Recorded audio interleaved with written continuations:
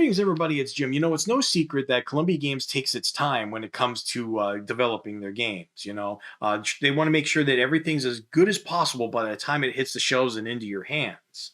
All right. Now that doesn't mean that they work their best to try to keep the schedule that they promise everybody that they'll make the games by. But usually, things happen.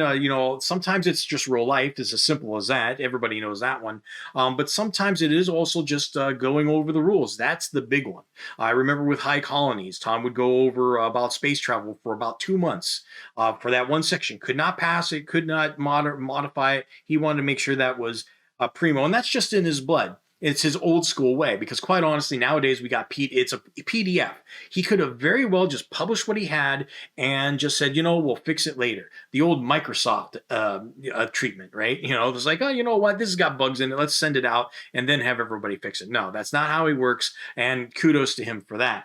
But sometimes, it can also be production values, which is the case here with, Rommel in the desert.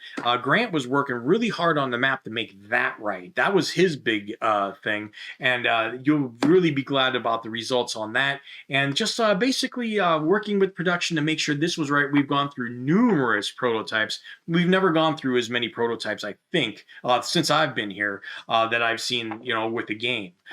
Sending back and forth because usually they have their parts piecemeal. We have the blocks, we have the boxes, we have the covers, and if one thing goes wrong, we can just order that part. It all had to be done all at once, and everything had to be perfect, and that was something. So anyway, hey, you've been waiting for it. These are the advanced copies. I got one in my hand. They're already on their way. They're halfway here. So let's take a look and unbox this cherry mint version of Rommel in the Desert.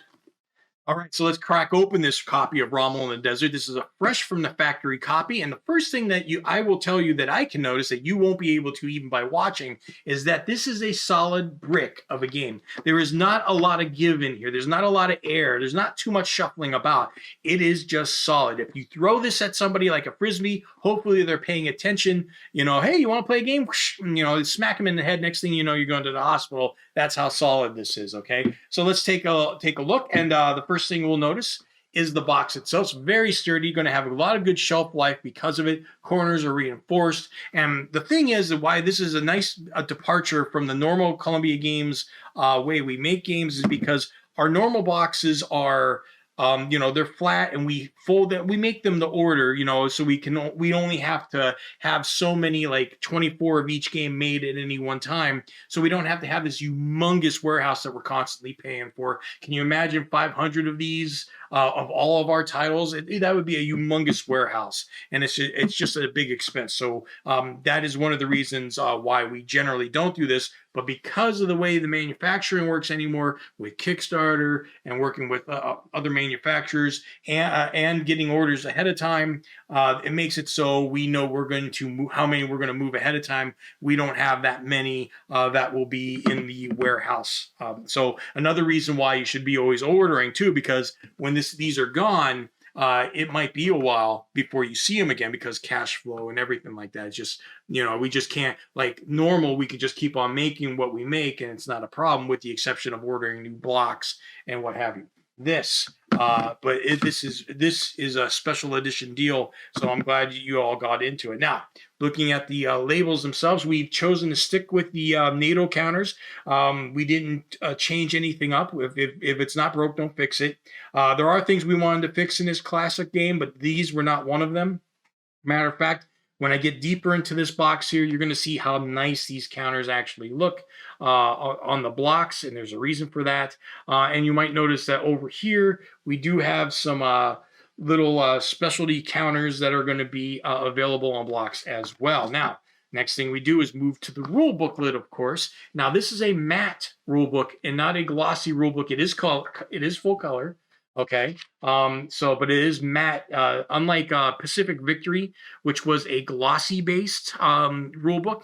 This one is just matte, and it has a different feel to it, and I kind of like it for this game especially. So this rulebook, definitely top-notch, good type facing, and it's really not too much different from our other rules, because we've always had good readable rules on that note. Now, I'm going to save this part for last. So I'm not touching that right now. But here we go. Here's so since we're talking about the labels, let's talk about the blocks. And what about the blocks? Well, if you remember the older versions of Rommel in the Desert, it was this really, it was contrasting, but it was really a bright red and black. Okay, bright red and black. This, we've got gray and army green, which go perfectly for those labels. Okay, they fit on them, of course, but it's the idea of how they look when they're on the counter, so you don't have this big red background to a nice little label. These go right with it. We match the color up specifically for those labels. And actually, not only did we make that decision because of the labels themselves, I might as well show it to you now. We made it because of the map in general, right? We made it match so it looks good on the map. That was all about it. That's exactly, the map's part of the beauty of the game as well. And this map, we worked hard on it. Grant Dogleash himself really worked hard on it. And of course, I'm talking about making the graphic design. Now, Tom Dogleash was always on top of it because he had some, he really wanted to make sure that you could see everything like the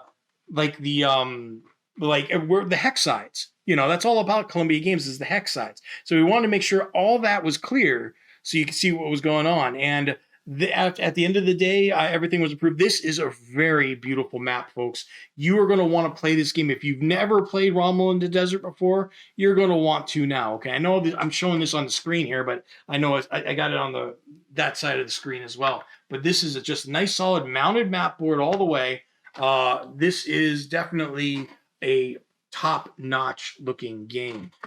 So that's it. And here's some white labels for the specialty counters that we got listed over there. And of course, finally, semi-finally, here's some dice. You got some red dice with this edition, and of course the cards wrapped up, very, very good to go. Our first edition of the prototypes, we actually could see through them. You could actually see it was like, that ain't right. So it's like, no, don't go that thin with that. We don't want to cut corners here. We're trying to make a good, solid game. It's funny how much we have to talk to the factory sometimes. It's not really too much of a surprise. It's just that normally, when we're talking to, like before we would produce in Canada, and at least they're talking our language, right? And even then, Grant speaks fluent French, just in case. But now we're talking in different languages altogether, and we're translating and stuff like that. And because now other companies might send a representative over to the other countries to check on them and stuff like that. Physically, it's just not something we can do, especially with COVID-19. That wasn't really going to happen anyway. But that, folks, is the game for Rommel in the Desert. And I think you're going to have a lot of fun. You already know the game's fun. The game's fun from what you already have already. It is, after all, one of the top 100 war games of all time by the players of Board Game Geek, right? This is just going to make it that much more enjoyable, to be that much more beautiful. So you plop it down in a convention or somewhere, and somebody's going to say, I want to play that game. Even if they've never heard of Rommel in the Desert, they're going to be like, what is that? And you're going to introduce a new player to a great game. So that's the video. Thank you very much, and I'll see you next time.